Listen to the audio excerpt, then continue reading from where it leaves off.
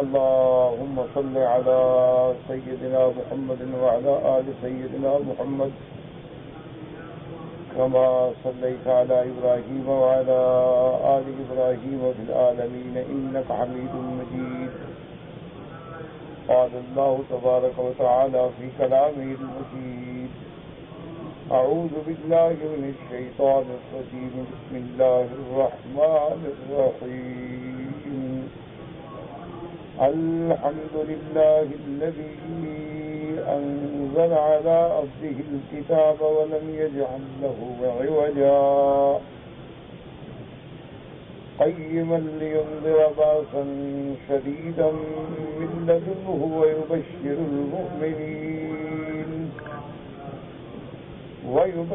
المؤمنين الذين يعملون الصالحات أن لهم أجرا حسنا ماكثين فيه أبدا وينذر الذين قالوا اتخذ الله ولدا ما لهم به من علم ولا لآبائهم كبرت كلمة تخرج من أفواههم إن يقولون إلا كذبا. قال المؤلف والمفسر رحمه الله تعالى: أدام النفع بعلومه وعلومكم في الدارين آمين. إلى أن قال: ذكر ما ورد في فضلها والأشر الآيات من أولها وآخرها وأنها اسمة من الدجال. المفسر رحمۃ اللہ علیہ سورۃ الکہف کے بارے میں جو فضائل روایات میں ہیں ان کا ذکر فرماتے ہیں کہ یہ سورۃ مبارک جو ہے فتنہ دجال سے عصمت کے لیے مجرب ہے. تو اسی میں اشارہ ہوتا ہے کہ فتنہ دجال جو ہے وہ سب سے بڑا فتنہ ہے کہ اس سے کوئی بھی نہیں بچ سکے گا جب تک کہ اللہ نہ بچائیں. تو جو سورۃ مبارک دجال کے فتنے سے بچانے کی قوت رکھتی ہے اور چھوٹے موٹے دجالوں کے فتنے سے تو بات ہی نہیں. تو اس لیے آدمی کو سورۃ الکہف جو ہے اس سے خصوصی تعلق ہونا چاہیے. اس کی پہلی 10 آیات بھی یاد فرمائیں اور آخری 10 آیات بھی، اور جمعہ والے دن اس کی تلاوت جو ہے وہ بہت ہی اکثیر ہے اور مجرب ہے کہ آدمی فتنوں سے بھی محفوظ رہتا ہے اور اللہ اس کو نور ایمان بھی نصیب فرماتے ہیں اور قیامت میں اسی نور کی روشنی میں وہ پرسرات طے کرے گا. تو ہر مسلمان کے لیے یہ بڑی اہم ترین صورت مبارکہ ہے کہ آدمی کوشش کرے. اب جمعہ کے دن تلاوت میں بعض علماء فرماتے ہیں کہ دن میں کسی وقت بھی پڑھ لیں، کیونکہ شریعت کے مطابق دن جو ہے وہ صبح سے شروع ہو گیا ہے اور غروب شمس پہ ختم ہوتا ہے. لیکن بعض علماء فرماتے ہیں کہ جمعہ کے بعد پڑھے، بعض علماء فرماتے ہیں کہ عصر اور مغرب کے درمیان، اور بعض علماء فرماتے ہیں کہ نہیں فجر کے بعد، تاکہ سارا دن جو ہے وہ فتنوں سے محفوظ رہے. تو بہرحال آدمی کوشش یہ کرے کہ ہر حال میں اور ہر صورت میں جو ہے اس صورت مبارک کو اپنا ورد بنائے. باقی سورۃ الکہف جو ہے سورۃ مکیہ ہے، یعنی قبل الہجرت حضور صلی اللہ علیہ وسلم پہ نازل ہوئی. قال الامام احمد حدثنا محمد بن جعفر قال حدثنا شعبة عن ابي اسحاق قال سمعت البراء رضي الله يقول رجل قرأ رجل الكهف وفي الدار دابة فجعلت تنفر فنظر فإذا ضبابة أو صحابة قد غشيته فذكر ذلك للنبي صلى الله عليه وسلم فقال اقرأ فلان فإنها السكينة تنزل عند القرآن أو تنزلت للقرآن. أخرجاه في الصحيحين من حديث شعبة به وهذا الرجل الذي كان يتلوها هو أسيد بن الحذير كما تقدم في تفسير سورة البقرة. اب حضرت امام احمد رحمۃ اللہ علیہ نے روایت نقل فرمائی ہے کہ حضرت برا فرماتے ہیں کہ ایک آدمی نے سورۃ الکہف تلاوت کی اپنے گھر کے اندر، اور اس گھر کے اندر اس کا جانور بھی موجود تھا، دابہ کہتے ہیں جانور یعنی گھوڑا وغیرہ، وہ بھی موجود تھا. تو وہ گھوڑا جو ہے وہ ڈرنے لگ گیا، ایسے اچھلنے لگ گیا. کہتے پھر میں نے دیکھا کہ کیا وجہ ہے کہ گھوڑا کیوں اچھل رہا ہے، کیوں ڈر رہا ہے. تو میں نے دیکھا کہ ایک ایسا دھواں سا ہے، زبابہ کہتے ہیں کہ جیسے آدمی کا ایک یعنی اندھیرا سا چھا جائے، تو یا یہ ہے کہ جیسے بادل قریب آ جائے تو اندھیرا ہو جاتا ہے کہ اس کے اوپر سایہ ہے. فذکر ذلک للنبی صلی اللہ علیہ وسلم، حضور صلی اللہ علیہ وسلم کی خدمت میں عرض کیا کہ یا رسول اللہ صلی اللہ علیہ وسلم یہ واقعہ پیش آیا. آپ نے فرمایا اقرأ یا فلان، معنی یہ ہے کہ پڑھا کرو، پڑھو پڑھو. کیوں؟ فرمایا فإنها السکینۃ، یہ اللہ تعالیٰ کی طرف سے وہ رحمت ہے، تنزل عند القرآن او تنزلت للقرآن، جب قرآن پڑھا جاتا ہے تو اللہ کی رحمت جو ہے اوپر سے آ کے سایہ کرتے ہیں. لیکن ایک بات یاد رکھیں کہ یہ چیزیں جو ہیں نا جی کہ تو ایمان ہے ہمارا، یہ صحیحین کی حدیث ہے. اب اس سکینہ کا آ جانا، اس بادل کا چھا جانا، یہ اس پڑھنے والے کے اخلاص، ایمان، صداقت سے ہے کہ کبھی کبھی تو اس کو حقیقتاً جو ہے وہ محسوس کرتا ہے، یعنی سامنے بادل آ گیا. ورنہ اللہ کی سکینہ تو قرآن پہ نازل ہوتی ہے، لیکن ہمیں وہ نظر نہیں آتی یا ہمیں محسوس نہیں ہوتی. وجہ کیا ہے کہ ہمارا ایمان ابھی اس مقام پہ نہیں پہنچا. حتیٰ کہ ایک بزرگ نے لکھا ہے کہ میں جب اللہ کا ذکر کرتا ہوں تو لا الہ الا اللہ کا ذکر میں مشغول ہوتا ہوں. وہ فرماتے ہیں کہ مجھے اپنے منہ کے اندر مٹھاس معلوم ہوتی، وہ حلاوت ایمان جس کو حضور صلی اللہ علیہ وسلم نے فرمایا حلاوت ایمان. تو ایمان کی حلاوت تو ہے، لیکن وہ حلاوت معنوی بھی ہوتی ہے، کبھی وہ حلاوت حسی بھی ہوتی ہے. اس کو سمجھنے کے لیے میں مثال عرض کروں کہ جیسے ایک آدمی خواب دیکھتا ہے تو کبھی تو اس کو خواب یاد ہی نہیں رہتا. خواب دیکھا، نیند کھلی، بھول گیا. اچھا، کبھی خواب دیکھتا ہے، نیند کھلنے کے بعد بھی کوئی آنکھوں کے سامنے کھڑا ہے. اچھا، ایک دن گزر گیا، 2 دن گزرے، لیکن خواب بالکل صاف. یہ کیفیات. اچھا، کبھی خواب دیکھتا ہے، اللہ معاف کرے، کہ اس کو کسی بندے نے مارا ہے تو وہ درد محسوس کرتا ہے، اور جب نیند سے نکل آتا ہے پھر بھی وہ تکلیف باقی. اور کبھی خواب دیکھتا ہے کہ کسی بندے نے اس کو کوئی کھانے کی چیز دی تو اس چیز کی نیند کے بعد اس کے منہ میں لذت موجود ہے، وہ لذت آ رہی ہے. تو یہ خواب دیکھنے والے پر ہے کہ وہ جتنا مومن ہوگا، جتنا اخلاص ہوگا، جتنا گناہوں سے دور ہوگا، اتنا اللہ تبارک و تعالی اس کو حلاوت ایمان نصیب فرماتے ہیں. اسی طرح اللہ کے قرآن کے جو برکات ہیں، اللہ کے قرآن کے جو ثمرات ہیں، اللہ تبارک و تعالیٰ کے قرآن کے پڑھنے سے جو سکینہ نازل ہوتی ہے، اللہ تبارک و تعالیٰ ان کے دلوں کو ایک ایسا مقام عطا فرماتے ہیں کہ جس کا آدمی تصور نہیں کر سکتا. وجہ یہ ہے کہ ہمیشہ یاد رکھو کہ ہر آدمی ایک سکون ڈھونڈنے کے لیے بھاگ رہا ہے.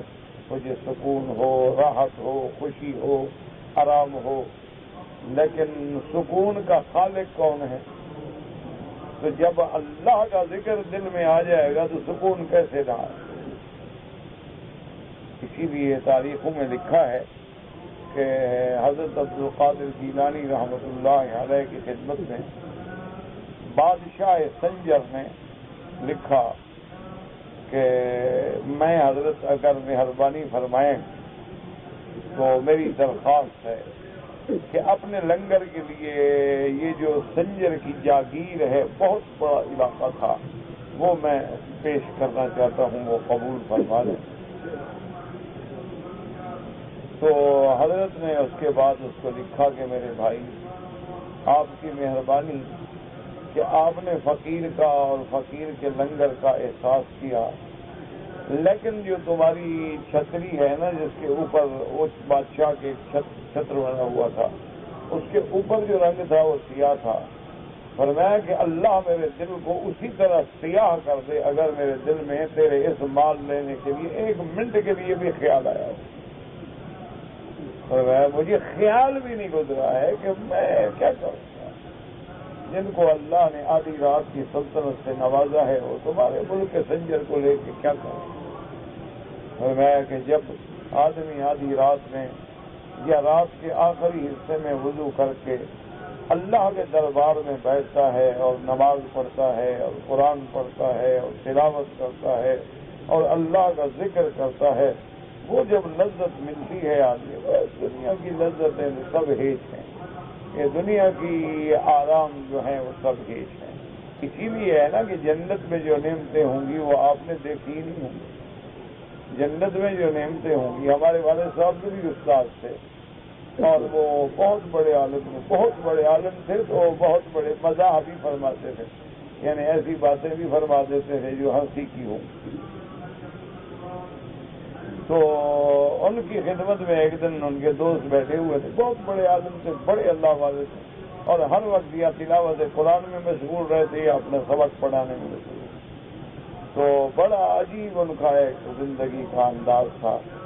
روٹی پہ دسترخوان پہ جو ٹکڑے بچ جاتے وہ ٹکڑے اکٹھے کر لیتے، اور جو تھوڑے ہوتے اس کو ٹکڑے کر کے یہ پرندوں کا حصہ ہے، جو بالکل چھوٹے ذرے بن جاتے وہ جا کے بلوں میں ڈال دیتے، یہ چیونٹیوں کا حصہ ہے، بس اسی میں اپنا خوش رہتے۔ وہ ایک دن بیٹھے ہوئے تو بات چل پڑی کہ اللہ مومنوں کو قیامت میں حوریں عطا فرمائے۔ بھائی کہنے لگے ہمارے پاس جو حور آئی، ہم کہیں گے قرآن سننا ہو تو سن لو، نہ جاؤ اپنا کام کرو، ہمیں تو فراغت ہے نہیں۔ لگے بھائی ہم تو اس کو بھی یہی کہہ دیں کہ بھائی قرآن سننا ہے تو بیٹھ جاؤ، اور اگر قرآن نہیں سننا تو جاؤ اپنا کام کرو، باقی تمہاری ہمیں ضرورت ہوئی۔ تو یہ مقام ہوتا ہے کہ جن کو قرآن سے دل لگ گیا ہے، وہ عورت کو کیا کریں گے؟ وہ عورت کی لذت کو اللہ کے کلام کی لذت سے کوئی جوڑ ہے بھلا؟ لیکن قرآن کی لذت ملے تو بندے کو پتہ لگے نا۔ ہم تو قرآن پڑھتے ہیں ایسے بس رسم سے پڑھ لیا ہوا، ٹھیک ہے، ماشاءاللہ آپ بھی حافظ ہیں۔ ابو بکر رحمۃ اللہ علیہ فرماتے ہیں کہ یہ جو بندہ پڑھ رہا تھا اسید بن الحذیف سے، وہ تلاوت کر رہے تھے اور اللہ کے قرآن کی وجہ سے سکینہ اتر رہی۔ مفسر فرماتا ہے کہ سورۃ البقرہ کی تفسیر میں یہ روایت مفصل ذکر کر چکا ہوں۔ وقال الامام محمد بن يزيد قال اخبرنا عمار بن يحيى عن قتادة عن صالح بن ابي الجعد عن معدن بن ابي ثلاثة عن ابي الدرداء رضي الله تعالى عنه عن النبي صلى الله عليه وسلم قال من حفظ 10 آيات من اول سورة الكهف عصم من الدجال۔ رواه مسلم۔ امام احمد رحمۃ اللہ علیہ نے اس حدیث سے مبارک کو روایت کیا ہے۔ ان ابی الدرداء رضی اللہ تعالی عنہ صحابی عن النبی صلی اللہ علیہ وسلم قال من حفظ 10 آیات، جو بندہ 10 آیتیں سورۃ الکہف کی یعنی پہلی 10 آیتیں یاد کر لے، عصم من الدجال، دجال کے فتنے سے محفوظ ہو جائے گا۔ رواه مسلم وابو داؤد والنسائی والترمذی من حدیث قتادہ به ولفظ الترمذی من حفظ 3 آیات من اول الکہف وقال حسن صحیح۔ اور ایک روایت میں آتا ہے کہ پہلی 3 آیتیں جو یاد کر لے تو خوش نصیب ہیں جن کو ساری سورۃ الکہف یاد ہے، ورنہ ساری نہ کر سکو تو 3 آیتیں یاد کر۔ اگر اللہ ہمت دے تو پہلی 10 آیتیں اور آخری 10 آیتیں یاد کر لو. یہ یقین کی باتیں ہوتی ہیں. اللہ تبارک و تعالی اس کے برکات و ثمرات کبھی ایسے آنکھوں سے دکھاتے ہیں کہ بندہ حیران رہ جائے. طریق النخرا قال الامام محمد حدثنا حجاج قال حدثنا شعبة قتادة سمعت سالم بن الجعد حدثنا معاذ النبي الدرداء رضي الله تعالى عنه النبي صلى الله عليه وسلم قال من قرأ العشر الأواخر من سورة الكهف عصم من فتنة الدجال. ورواه مسلم أيضا من النسائي من حديث قتادة النسائي من قرأ 10 آيات من الكهف. ابو بکر رحمۃ اللہ علیہ فرماتی ہیں کہ اس طرح بھی سند میں آیا ہے حضور پاک نے فرمایا کہ جو آدمی سورۃ الکہف کی آخری 10 آیتیں پڑھے گا اللہ تبارک و تعالیٰ اس کو فتنہ دجال سے محفوظ فرما دیں گے. اور ایک روایت میں آتے ہیں من قرأ 10 آیات من الکہف کہ جو آدمی 10 آیتیں پڑھیں گے یعنی اول آخر کی قید نہیں ہے لیکن بہرحال تائید یہ روایات اسی میں ہے کہ جو آدمی پہلے سورۃ الکہف کی پہلی 10 آیات یا سورۃ الکہف کی آخری 10 آیات اللہ تبارک و تعالیٰ اس کو فتنوں سے محفوظ فرمائیں گے. آدمی اپنے گھر میں اپنے بیوی کو اپنے بچوں کو اپنی اولادوں کو اپنے اقارب کو اپنے عزیزوں کو سمجھائیں اور کوشش کریں کہ زیادہ نہ ہو تو چلو ہفتے میں تو آدمی ایک دفعہ پڑھ لیں. جمعہ کے دن تو کم از کم آدمی کے پاس تلاوت ہو. میرے عزیز اب دیکھیں نا کہ آدمی دوستوں کے لیے تو وقت نکالتا ہے. آپ جائیں گے اور عشاء کے بعد دوستوں کے ساتھ بیٹھیں گے تو بیٹھے ہیں جناب 12 بج گئے 1 بج گیا 2 بج گیا. کوئی تاش کھیل رہا ہے کوئی پتے کھیل رہا ہے کوئی کیرم بورڈ کھیل رہا ہے کوئی ٹی وی دیکھ رہا ہے. لیکن اللہ کے قرآن کے لیے تیرے پاس 10 منٹ بھی نہ ہو. ورنہ اللہ کے قرآن کی برکات و ثمرات جو ہیں بالکل ایسے ہیں جیسے یقین. بس شرط یہ ہے کہ یقین کہ اللہ کے قرآن پہ یقین ہو اور پڑھنے والا جو ہے اس کو بھی یقین کامل ہو اور خالص نیت سے پڑھے اور قرآن کے ادب سے تلاوت کرے. حدیث آخر قد رواه النسائی فی اليوم واللیلہ عن محمد بن عبد الله عن خالد شعبة قتادة عن سالم بن ابي الجعد عن ثوبان عن رسول الله صلى الله عليه وسلم انه قال من قرأ العشر الاواخر من سورة الكهف فإنه عصمة له من الدجال. حضرت ثوبان روایت کرتے ہیں کہ حضور پاک نے ارشاد فرمایا کہ جو آدمی 10 آیتیں سورۃ الکہف کی تلاوت کرے گا اللہ پاک اس کے لیے فتنہ دجال سے ڈھال بنا دیں گے. وَيَحْتَمِلُ أَنَّ سَالِمًا سَمِعَ مِنْ ثَوْبَانَ بِالدَّرْدَاءِ وَقَالَ أَحْمَدُ حدثنا حسين قال حدثنا ابن حير قال حدثنا زبان بن فائد بن سالم بن معاذ بن انس الجهني عن ابي عن رسول الله صلى الله عليه وسلم انه قال من قرأ سورة الكهف آخرها كانت له نورا من قدمه إلى رأسه ومن قرأها كلها كان له نورا ما بين السماء والأرض. انفرد به احمد. امام احمد رحمۃ اللہ علیہ نے مسند احمد میں یہ روایت نقل فرمائی ہے. سعد بن معاذ بن انس جوہنی اپنے ابا سے روایت کرتے ہیں کہ حضور پاک نے فرمایا من قرأ اول سورۃ الکہف وآخرها جو آدمی سورۃ الکہف کے اول و آخر کی تلاوت کرے گا کانت له نورا من قدمه الى راسه یعنی اس کے پاؤں سے لے کر سر کے برابر تک نور ہوگا. اور جو آدمی پوری سورت تلاوت کرے گا کانت له نورا ما بین السماء والارض آسمان اور زمین کے درمیان تک اس کے سامنے نور ہوگا. یعنی قیامت میں اللہ نور عطا فرمائیں گے. اور جن کو اللہ تبارک و تعالی نے اخلاص نصیب فرمایا ہے ان کو اللہ اپنی دنیا کے اندر بھی اپنے قرآن کے معجزات دکھلاتے ہیں, قرآن کی تلاوت کے آثار دکھلاتے ہیں, قرآن کی تلاوت کے برکات دکھلاتے ہیں. اللہ تبارک و تعالی کی بڑی عظیم رحمتیں ہیں لیکن شرط یہی ہے کہ آدمی یقین ہے۔ میں نے آپ کو بتایا نا، ایک آدمی تھا، وہ میں نے دیکھا تھا، ڈرائیور تھا بیچارہ، بس چلاتا تھا، بالکل ایسے ٹکڑا پتلا، اور یہاں اس کی داڑھی تھی تو ادھر ادھر داڑھی نہیں تھی، یہاں پوری داڑھی۔ تو لوگوں نے اس کا نام بیچارے کا ہلاکو خان رکھ لیا، ہلاکو کی شکل تھی نا، تو لوگ تو پھر عجیب ہوتے ہیں نا، اس کا نام بیچارے کا ہلاکو خان رکھ لیا۔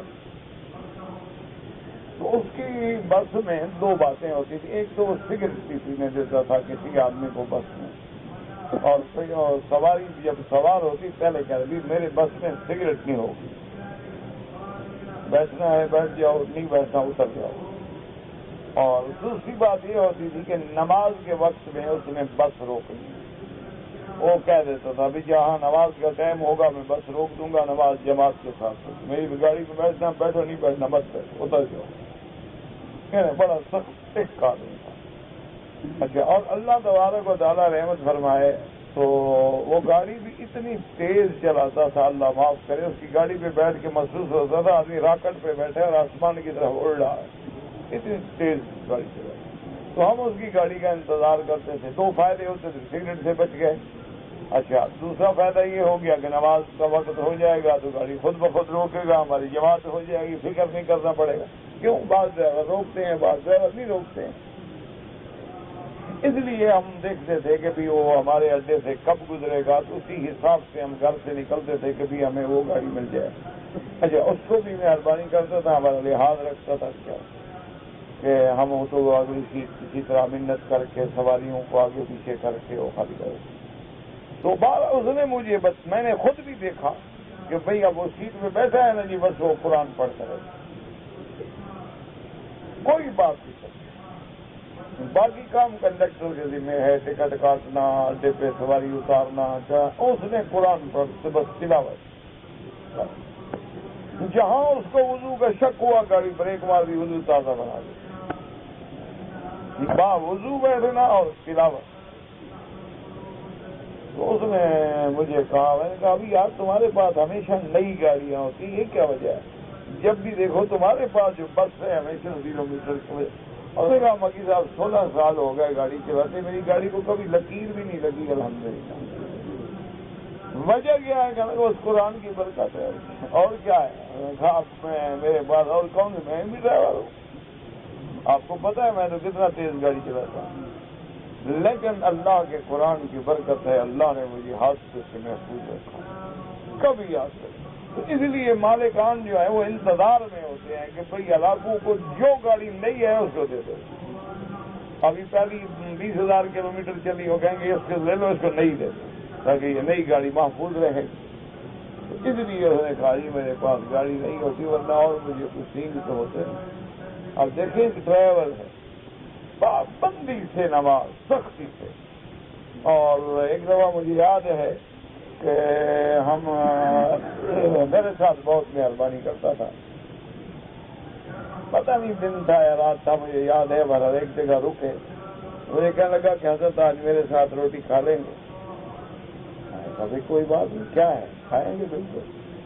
تو اس نے جناب اپنا وہ کپڑا کھولا، اس سے روٹی نکال لی اور تھوڑی سی دال، کہا کیا؟ اس نے کہا حضرت حرام کبھی نہیں کھایا، حلال میں یہی دال بنتی ہے۔ جی کبھی کمیشن نہیں کھایا، کبھی بونس نہیں مانگا، کبھی سواریوں کے ساتھ ہیرا پھیری نہیں کی، کبھی حساب میں گڑبڑ نہیں کی، حلال کمایا ہے، اللہ کا شکر ہے، میرے بیٹے برسر روزگار ہیں، اعلیٰ تعلیم یافتہ ہیں، اور میں ڈرائیور ہوں، لیکن روٹی حلال سے کھاتے، یہ میری خالص حلال کی روٹی۔ تو واقعی اس میں جو لذت تھی، حلال تو پھر حلال ہے۔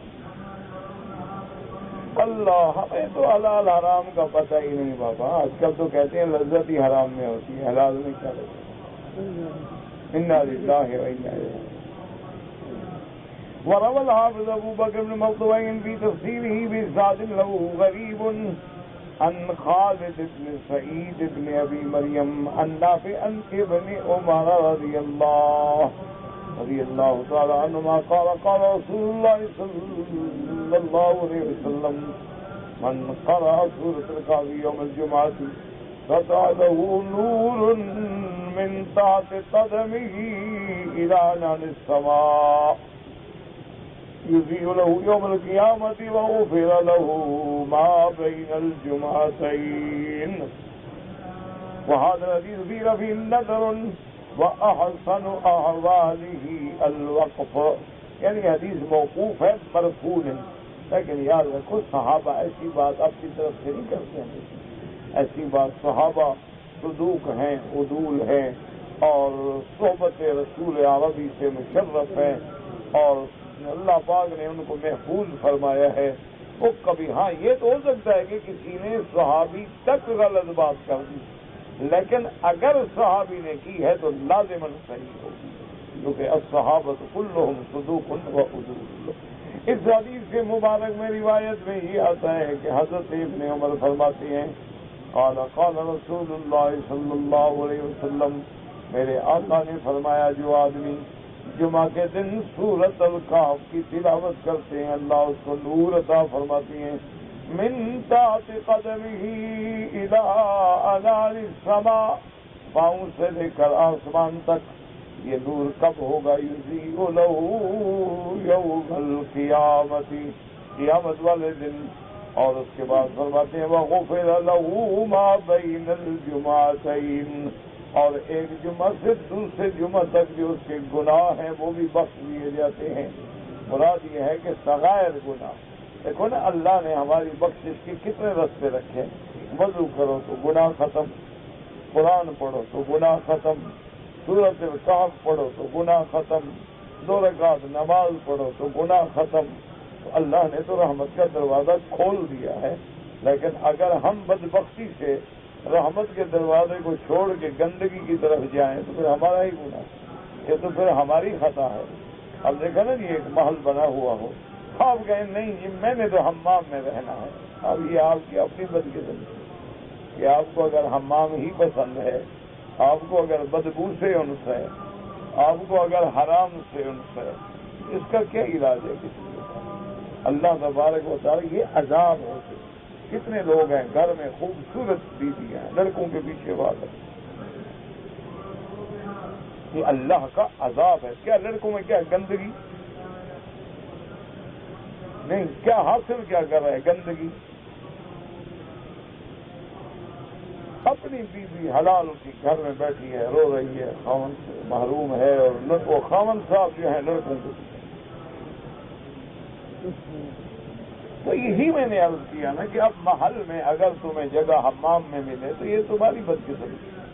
ورنہ اللہ نے تو تیرے لیے ہم سارے محل بنا دیے، جنت کے محل بنا دیے، اللہ نے نور کے رستے بنا دیے، اللہ نے بخشش کے دروازے کھول دیے. فرمایا حضور نے فرمایا کلکم خطاء وخیر الخطائین التواب، کہ اللہ کو تو وہ گناہ گار کی پسند ہے جو توبہ کرے، بس آئے اللہ کے دروازے. اس لیے حدیث مبارک میں آتا ہے کہ جب بندہ توبہ کرتا ہے تو اللہ پاک خوش ہوتے ہیں اور فرماتے ہیں ملائکہ سے، ملائکہ دیکھو عالم عبدی، میرے بندے کو پتہ لگ گیا ہے نا میرا بھی کوئی مالک ہے معاف کرنے والا، تبھی تو میرے دروازے پہ آیا ہے. میرا دروازہ آج مل گیا نا اس کو، آیا ہے تو گواہ ہو جاؤ میں نے معاف کر. حضرت فضیل ابن عیاض رحمت اللہ علیہ جو بہت بڑے محدث، بہت بڑے اولیاء اللہ میں سے ہیں، بڑے اولیاء اللہ میں سے گزرے ہیں. پتہ ہے کہ پہلے کیا تھا اللہ معاف کرے، ایک عورت کے وعدے پہ جا رہے تھے ملنے کے لیے، تو دیوار اس کے گھر کی دیوار کے ساتھ چھپ کے کھڑے تھے، انتظار کر رہے تھے کہ لوگ سو جائیں، آرام ہو جائے اور پھر میں جاؤں. تو ساتھ کی مسجد میں ایک آدمی تہجد میں رو رہا تھا الم یعن للذین آمنوا ان تخشع قلوبهم لذکر اللہ. اللہ نے فرمایا کیا ایمان والوں کے لیے ابھی وہ وقت نہیں آیا کہ اس کے دل جو ہیں اللہ کی ذکر کی طرف جھک جائیں؟ بس وہی کھڑے کھڑے آن الوقت آ گیا. مسجد میں داخل ہوئے، توبہ کی ولایت کے مقام پہ پہنچے اور محدث عظیم میں اور یا اللہ بن گئے. تو یہ نہ سمجھا کرو میں گناہگار ہوں، اور گناہگار بھی اللہ کو پیارے ہیں، اللہ کی مخلوق ہے، اللہ کے بندے ہیں۔ شرط یہ ہے کہ بس اللہ کے باغی نہ بنو، آ جاؤ دروازے پہ، آ جاؤ توبہ کر لو، اور جوانی میں اپنے اللہ کو بنا لو۔ بوڑھے ہونے کے بعد تو سب توبہ کریں گے نا، جب گھٹنے جواب دے گئے، بندہ چلنے کے قابل نہ رہا، کھانسی نے تنگ کر دیا، گھر والوں نے نکال دیا، اب نماز نہیں پڑھے گا تو جخ مارے گا، کیا کرے گا؟ نہ کیا کرے گا؟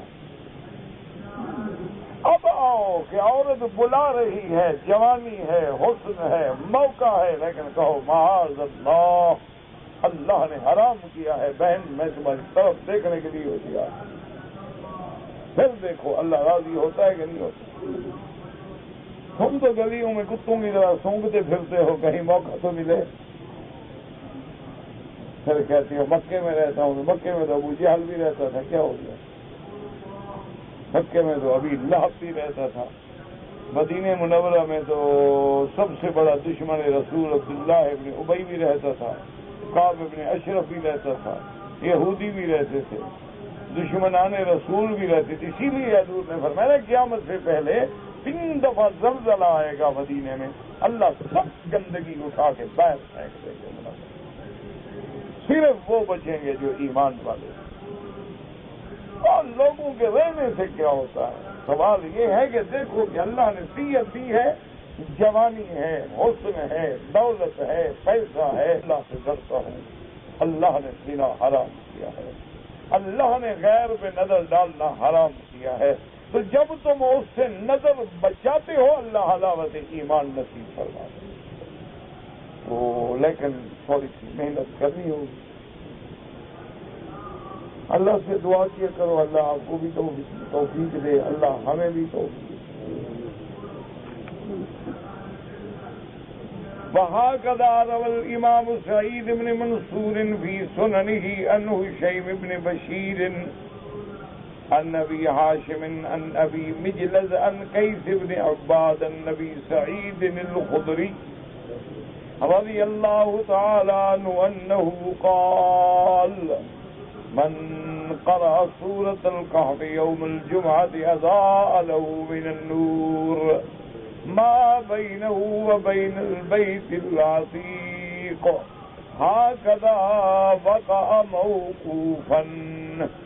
اس روایت میں حضرت ابی سعید خدری رضی اللہ تعالی عنہ سے روایت ہے، وہ فرماتے ہیں کہ جو بندہ جمعہ کے دن سورۃ الکہف پڑھے، اللہ اس کے لیے ایسا نور روشن کریں گے کہ اس کے اور بیت العتیق کے درمیان تک نور ہی نور ہوگا۔ یہ وہ قیامت والا نور ہوگا، نورہم یسعی بین ایدیہم وبایمانہم۔ اللہ فرماتے ہیں کہ مومن بندے جب قیامت میں آئیں گے تو ان کے دائیں بھی ان کے آگے بھی نور ہوگا، وہ اللہ سے پکاریں گے کہ ربنا اتمم لنا نورنا، یا اللہ ہمارے نور کو قائم دائم تام فرما۔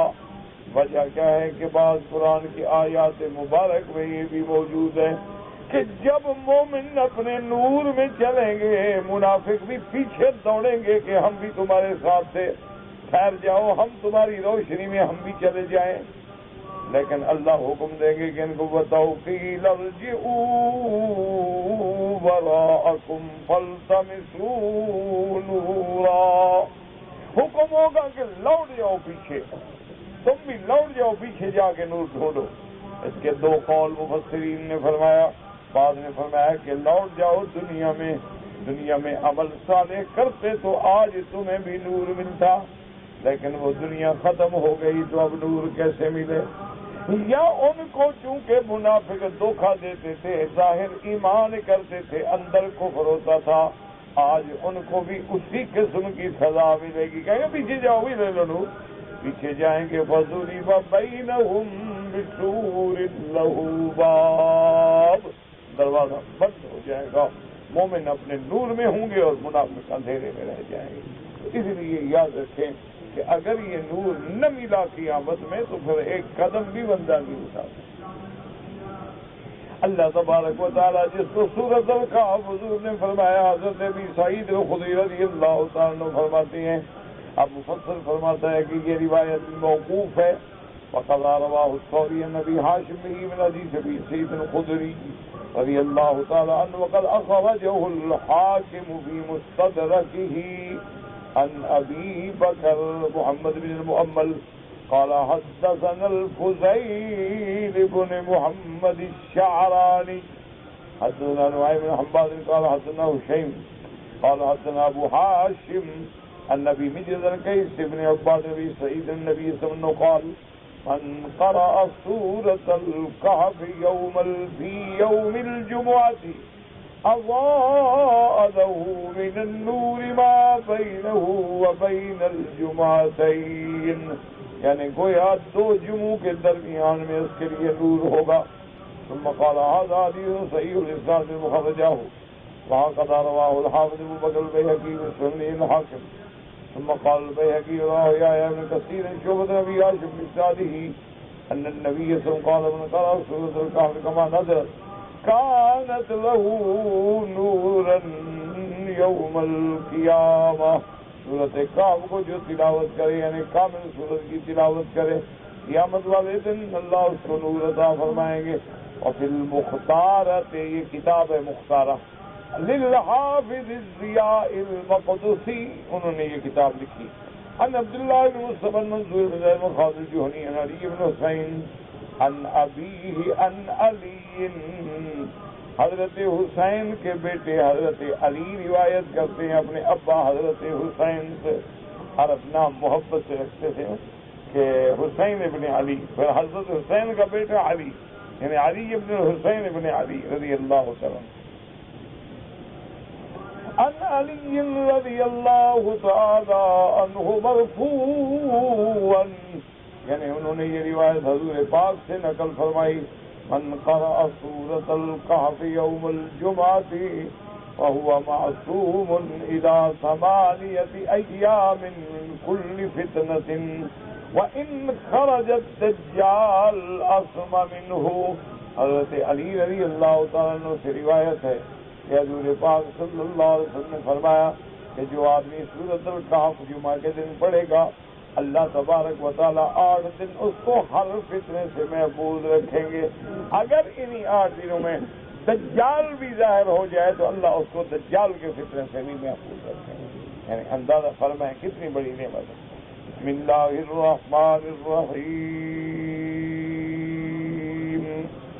الحمد للہ الذی انزل علی عبده الكتاب ولم يجعل له عوجا قيما لينذر بأسا شديدا من لدنه ويبشر المؤمنين الذين يعملون الصالحات أن لهم أجرا حسنا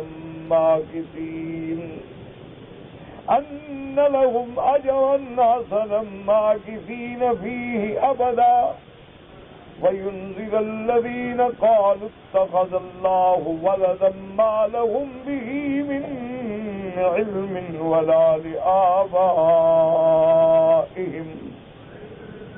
كبرت كلمة تخرج من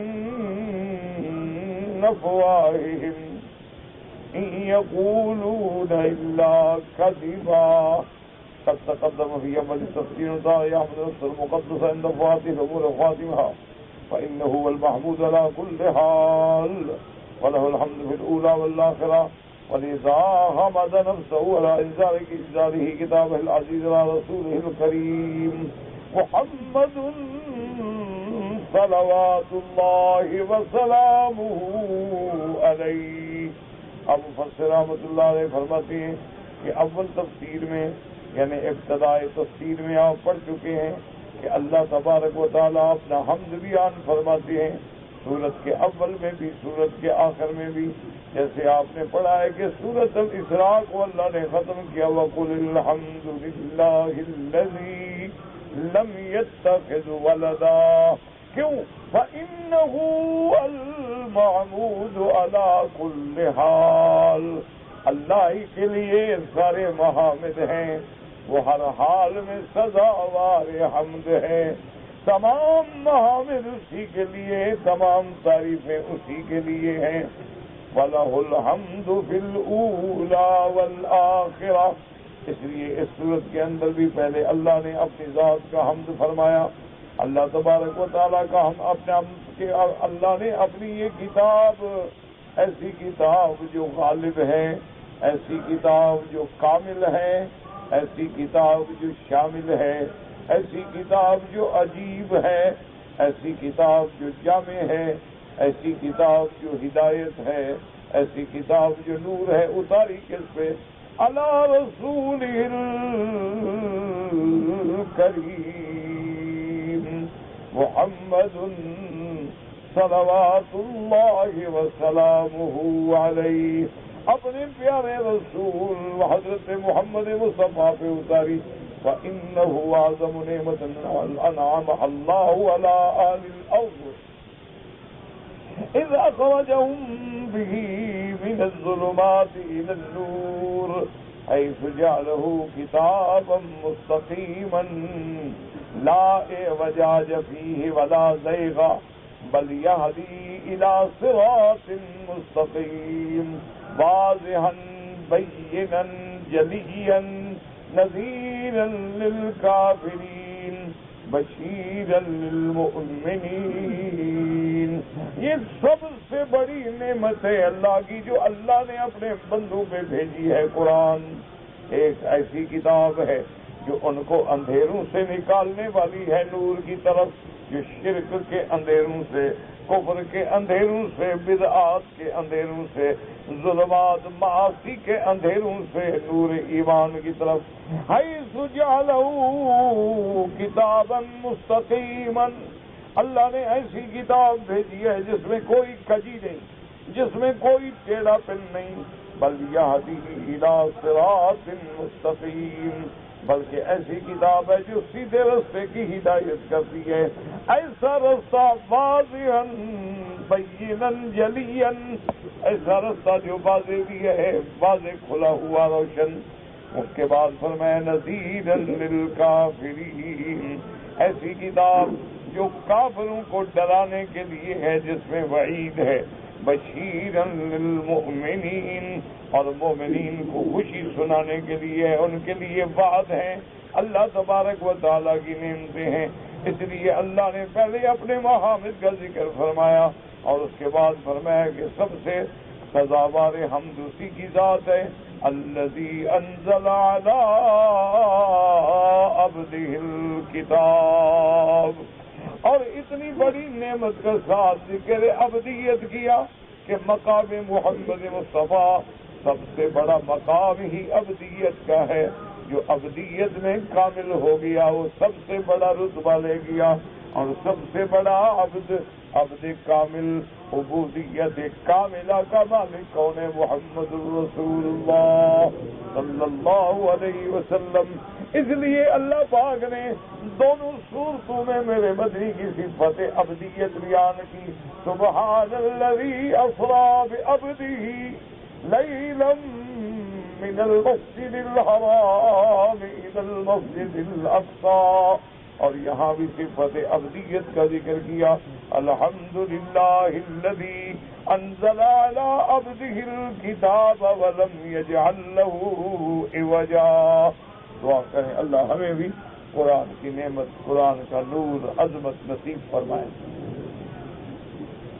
کہتے ہیں کہ ایک آدمی داڑھی کٹواتا ہے یا داڑھی نہیں رکھتا، شیو کرتا ہے، اس کے پیچھے نماز میں بھائی ایک مسئلہ کئی دفعہ میں نے عرض کیا ہے، ایک ہے نماز کا ہو جانا، کیا مانا؟ ہم جا رہے تھے، نماز کھڑی ہے، جماعت ہے، آگے امام داڑھی منڈا ہے، تو صلو خلف کل بر و فاجر، ہر اچھے برے کے پیچھے نماز ہو جائے۔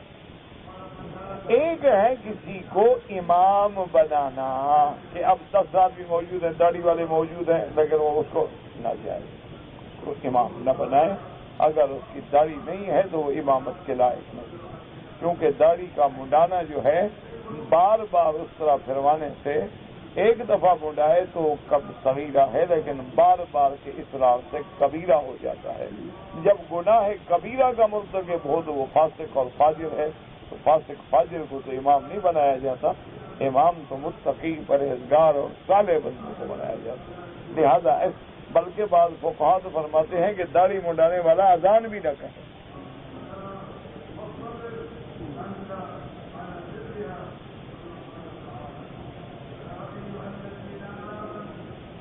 کہتے جی کہ میں حج پہ املج سے آیا تھا، لیکن میں نے عرفات سے جب مینا آیا تو سخت بیمار ہو گیا، میں نے طواف زیارت نہیں کیا، واپس چلا گیا۔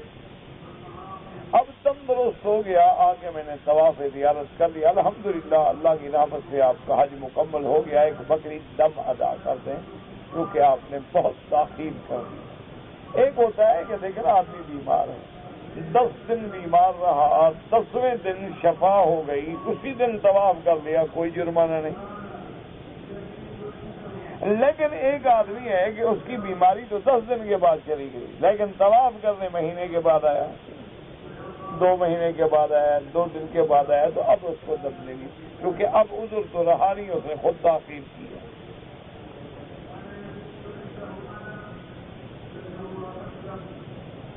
کہتے جی کہ ہم ہر جمعہ کو عمرہ کرتے ہیں، لیکن تھوڑے تھوڑے ٹک لگاتے ہیں، اس سے بہتر ہے کہ نہ کیا کریں عمرہ۔ اگر آپ کو بال اتنے محبوب ہیں کہ آپ اپنے بال بھی ضائع کرنا نہیں چاہتے اور عمرہ بھی کرنا چاہتے ہیں تو عمرہ نہ کریں، طواف زیادہ کریں۔ اگر عمرہ کریں تو اس طرح پھروائیں، اگر اس طرح نہیں پھروا سکتے تو سارے سر کے جتنے بال ہیں ان کا چوتھا حصہ کٹ جائے، ورنہ آپ احرام سے نہیں نکلیں گے اور آپ کو دم دینی پڑے گی۔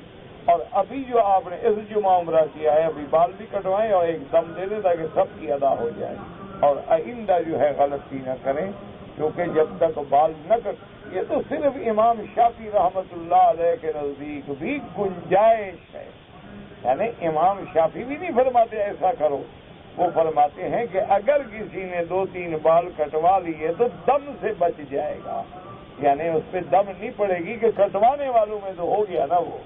یہ تو امام شافعی رحمت اللہ علیہ ایک گنجائش بیان کی، ہم نے اپنے فیشن کے لیے اسی کو مسئلہ بنا لیا، کیونکہ ہمارے لوگ جو ہیں بڑے سمجھدار ہیں، جو مسئلہ ان کو میٹھا لگے اس کو بڑا ہڑپ کر لیتے ہیں، اور جو ذرا کڑوا لگے تو اس سے دور بھاگ جاتے ہیں۔ آپ بالکل عمرہ نہ کریں، کعبہ شریف آپ کے لیے بالکل اداس نہیں ہے، اور اس نے میرے خیال میں آپ کو خط بھی نہیں بھیجا ہوگا۔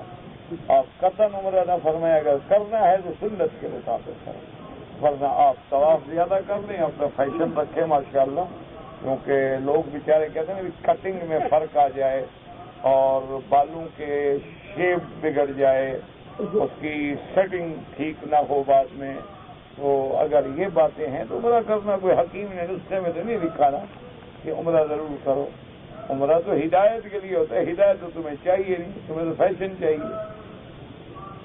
ایک آدمی بنگلہ دیش سے جدہ آیا، جدے سے سیدھا مدینہ منورہ چلا گیا، احرام نہیں باندھا، ٹھیک ہے، پھر جب مدینہ منورہ سے مکہ آیا تو احرام باندھ کے آیا، ٹھیک ہو گیا، کیونکہ احرام بنگلہ دیش سے مکہ تو آیا ہی نہیں نا وہ بیچارہ، وہ تو بنگلہ دیش سے آیا جدہ میں، جدہ سے ہی مدینہ منورہ چلا گیا، حرم مکہ کی طرف تو آیا ہی نہیں، اس لیے اس کو احرام کا کوئی، اور پھر جب مکے کے لیے آیا تو مدینے کے میقات سے احرام باندھ لیا، اس نے بالکل ٹھیک کیا۔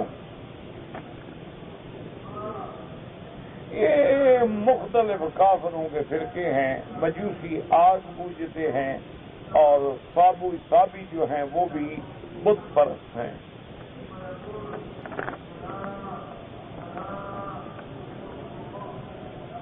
کہتے جی میرا ایک دوست کہتا ہے کہ بیوی کے اوپر ساس کی خدمت کرنا فرض نہیں۔ میرا بھائی، ایک ہوتا ہے فرض اور ایک ہوتا ہے حیا۔ ساس سسر جو ہیں اس کے ماں باپ کے قائم مقام، اور جو بیٹیاں اپنے ساس سسر کا خیال نہیں رکھتی ان کے گھر بھی زیادہ آباد نہیں رہتے۔ پھر ایسا ایسا ایسا جھگڑے فتنے لڑائیاں شروع ہو جاتی ہیں.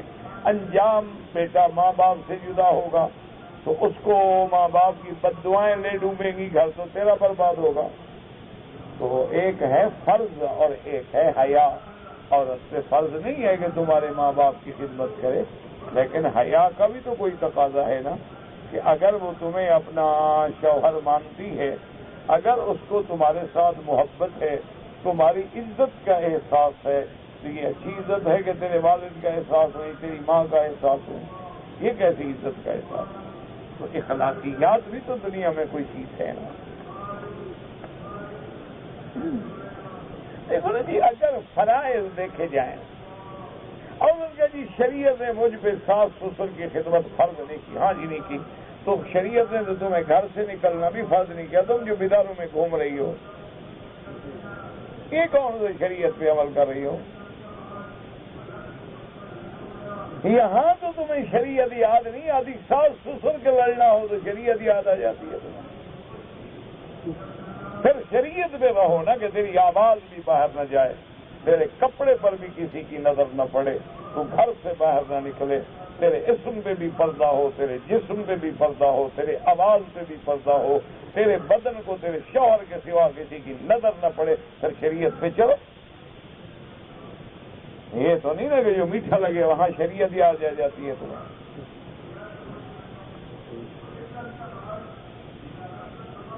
کہتے جی کہ اگر ہم پاکستان سے جب عمرے پہ آتے ہیں تو اپنے ماں باپ کے لیے عمرہ، میرا بھائی یہ نہیں ہوتا کہ ایک عمرے میں سارے ماں باپ شامل کر لو.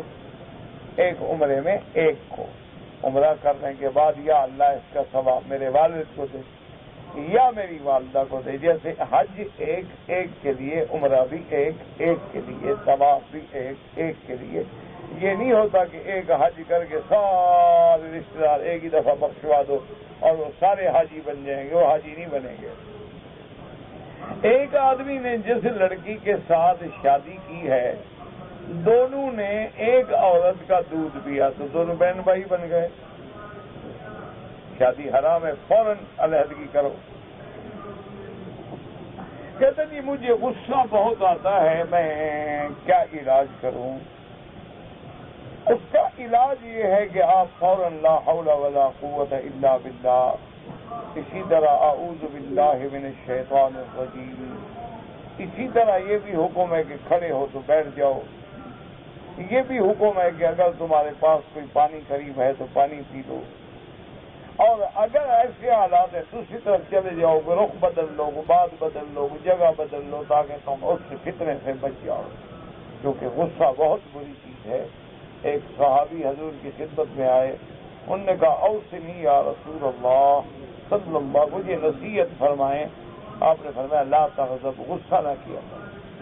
اس کے بعد اس نے کہا یا رسول اللہ مجھے نصیحت فرمائیں. فرمایا لا تغضب، غصہ نہ کیا.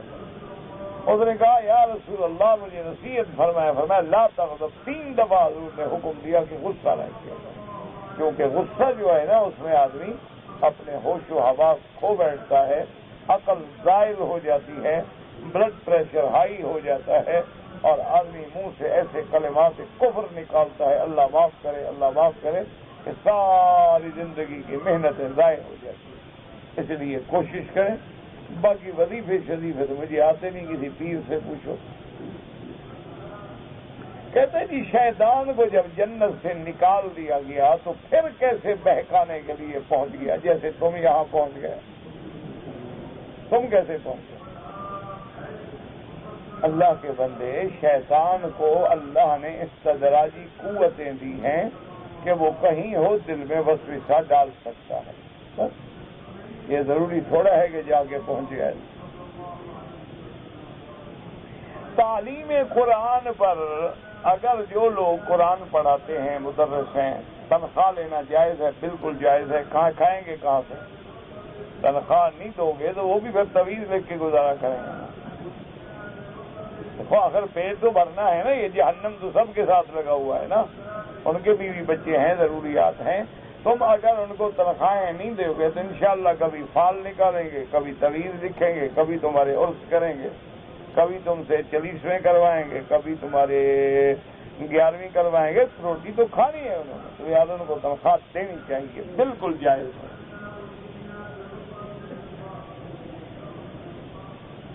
اگر ہر آدمی دوسرے کو امر بالمعروف نہ کرے کہ میں گناہ گار ہوں، تو بالکل بہت بڑا گناہ ہے۔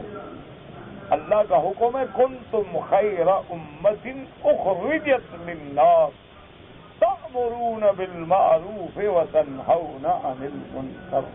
ہر بندے کو بھلائی کا حکم کرنا چاہیے، کوئی بندہ گناہوں سے پاک نہیں ہوتا، ایک عیب تمہارے اندر ہے، ایک میرے اندر، اس لیے آپ نیکی پہ لگے رہیں اور برائیوں سے روکتے رہیں۔ لوگ کہتے ہیں کہ جی آج کل کا دور جو ہے فتنے کا دور ہے، بالکل فتنہ مانا آزمائش کا دور ہے کہ مسلمان مشکلات میں ہیں، آدمی کا ایمان بھی ہر وقت ڈولتا رہتا ہے کہ یا اللہ تیرے کلمے پڑھنے والا ہر جگہ ذلیل ہو رہا ہے، یا اللہ تیری نمازیں پڑھنے والے، تیرے دین پہ چلنے والے، اور ان کو مارنے والے کون ہیں؟ یا کافر ہیں یا فاسق فاجر شرابی ہیں۔ تو ایمان ڈگمگاتا ہے نا، زلزلوا حتی یقول الرسول والذین آمنوا معه متی نصر اللہ الا ان نصر اللہ قریب۔ اور دوسرا فتنے کا معنی یہ ہے کہ بے حیائی عام ہے، بے پردگی عام ہے، حرام عام ہے، زنا عام ہے، شراب عام ہے، منشیات عام ہیں، فلمیں عام ہیں۔ تو یہ فتنہ ہے، اس سے بچنا کوئی آسان تو نہیں، الا من عصم اللہ، مگر وہ لوگ جن کو اللہ بچا لے۔ اس لیے ملا علی قاری رحمۃ اللہ علیہ نے لکھا ہے کہ ھذا وقت ملازمۃ البیوت وھذا اوان السکوت، کہ یہ وہ وقت آ گیا ہے کہ اپنے گھروں کو لازم پکڑو، زبانوں کو بند رکھو، والقناعۃ بالقوت، اور اتنی روٹی مل جائے جس سے تمہاری زندگی آرام سے چلتی رہے، بس اس پہ گزارا کر لو، تم تب جا کے فتنوں سے بچ سکو گے، ورنہ فتنوں سے بچنا جو ہے بہت مشکل ہے۔ جیسے ایک حدیث میں آیا، حضور نے فرمایا کہ ایک وقت آئے گا میری امت پہ فتن کا دور ہوگا۔ صحابہ نے پوچھا کیا کریں؟ فرمایا امسک لسانک، زبان بند رکھو، اکثر سیفک، تلوار کو توڑ ڈالو، اغلق علیک بابک، دروازہ بند کر دو اور محفوظ ہو کے چپ کر کے بیٹھ جاؤ۔ اسی طرح حضور نے فرمایا ایک وقت آئے گا لوگ دین بچانے کے لیے پہاڑوں کی چوٹیوں پہ بھاگ جائیں گے تاکہ نہ لوگوں سے ملیں گے نہ فتنے میں پڑیں گے، بعید ہوں گے، اپنا نماز پڑھیں گے، روزہ رکھیں گے اور زندگی بچائیں گے، لیکن لوگوں میں رہ کے ایمان بچانا یہ جہاد ہے، اور اس پہ کوشش کرو۔ پھر کہتا جی کہ میرے والدین اور بھائی پاکستان میں ہیں، میں یہاں ہوں، میری بیٹیاں ہیں، والدین کہتے ہیں کہ بیٹیاں بھائی کو دو، تم استخارہ کر لو، اگر استخارے میں خیر ہو تو دے دو، استخارے میں خیر نہ ہو تو بالکل نہ دو، لیکن لڑکیوں کی رضامندی ضروری ہے۔ یہ نہیں ہوتا مانا کہ ولی الامر جو ہے وہ لڑکی کی رضا ہی نہ پوچھے، والدین لڑکی کی رضا پوچھیں، اگر لڑکیاں راضی ہوں تو دیں، ورنہ نہیں، اور سب سے بہتر استخارہ کر لو، جو اللہ کو خیر منظور ہوگی ہو جائے گا۔ کہتے جی کہ امام شافعی کے نزدیک نماز بغیر فاتحہ کے نہیں ہوتی، بالکل ٹھیک ہے، کیا جھگڑا کیا ہے؟ یعنی کوئی نماز نہیں ہے جس میں فاتحہ نہ ہو، ایک نماز مجھے بتا دو پھر مسئلہ پوچھنا، کوئی نماز ایسی ہے جس میں فاتحہ نہ ہو؟ تو لا صلاۃ الا بفاتحۃ کتاب کا معنی یہی ہے کہ نماز فاتحہ کے بغیر نہیں ہوتی۔ یہاں مقتدی کا لفظ ہے، اس حدیث میں کوئی مقتدی وہاں کوئی لفظ ہے؟ فاتحہ ہر نماز میں ہے، بات ختم ہو گئی، ہم نے نہیں پڑھی، امام نے پڑھ لی، بس من کان لہ امام فقرأۃ الامام لہ قرأۃ۔ 2 رکعتیں فجر کی رہ جائیں، نماز کے فوراً بعد بھی پڑھ سکتے ہیں اور سورج کے بعد بھی۔ مجھے نہیں پتا آپ نے کیا لکھا ہے، نماز میں کھڑے ہوتے ہیں، پیر کو چھڑ چھڑاتے ہیں، مجھے نہیں پتا چھڑ چھڑاتے کیا ہوتا ہے۔ اگر 2 جماعتیں ہیں، ایک جہاد میں ہے ایک تبلیغ میں ہے، اگر جہاد فرض ہو جائے پھر سب پہ فرض ہو جائے گا، تبلیغ والی ہو کوئی ہو، جب فرض عین ہوگا تو پھر ہر مسلمان پہ ہوگا۔ مکان مالک اپنے مکان کے 2 کمرے 50,000 کے بدلے ضمانت کے طور پہ رکھتا ہے. مجھے نہیں پتا کیا مقصد ہے آپ کا، وضاحت لکھیں اچھی طرح، میں نہیں سمجھ سکا. اپنے گھر میں نماز لائٹ بجھا کے پڑھیں. کیوں بجھا کے پڑھو؟ جلا کے پڑھو، بجھا کے پڑھو، جیسے پڑھو، سب جائز. نماز میں سورت فاتحہ سے پہلے بسم اللہ بالکل پڑھیں. شجرۃ الملعونۃ فی القرآن و شجرۃ الزقوم جو جہنم میں ہے، یعنی الذی لعن علیہا وہو طعام الاثیم، کافروں کی غذا ہوگی قیامت میں. کہتے جی کہ مجھے رات کو سوتے ہوئے خیال ہوتا ہے کہ شاید سانپ جو ہے میرے ٹانگوں میں لپٹ رہا ہے، تو حالانکہ ہوتا نہیں ہے. تو آپ ایسا کریں کہ معوذتین، آیت الکرسی اور اسی طرح سورۃ البقرہ کی تلاوت کریں. یہ جنات کا اثر ہوتا ہے، یا کسی عالم سے، بزرگ سے رجوع کریں جن کو جنات کا پتہ ہو. میں تو خود بھی کچھ نہیں جانتا. کہتے ہیں جی نماز پڑھو تو دیکھو کہ اللہ کو دیکھ رہا. بالکل ایک حدیث ہے، ان تعبد اللہ کأنک تراہ، گویا دیکھ رہے ہو. یہ تھوڑا ہے کہ دیکھ رہے ہو، گویا دیکھ. میں حافظ قرآن ہوں، عالم بننا چاہتا ہوں، مدرسے میں داخل ہو جائیں. بالکل. میری والدہ انڈیا میں ہے، میں عمرہ کر سکتا ہوں، بالکل کر سکتے ہیں. میرا ایک دوست ہے اپنے سینے کے بال کاٹتا ہے، کوئی ضرور منع نہیں، کاٹو رکھو، تمہاری مرضی ہے. والدین کا اولاد میں بڑا حق ہے. اولاد کا بھی ہے کہ وہ اولاد کو اچھی تربیت دیں، اولاد کو دیندار بنائیں، اولاد کو کفر و شرک سے، برائیوں سے بچائیں، اولاد کو تعلیم دیں، اولاد کی شادیاں کریں. یہ والدین پر بھی حق ہے. اللہ دونوں کو حق ادا کرنے کی توفیق دے. ربنا تقبل منا انک انت السمیع العلیم وتب علینا انک انت التواب الرحیم. اللهم اصلحنا واصلح بنا واصلح اولادنا واولاد المسلمین. اللهم اصلح احوالنا واحوال المسلمین.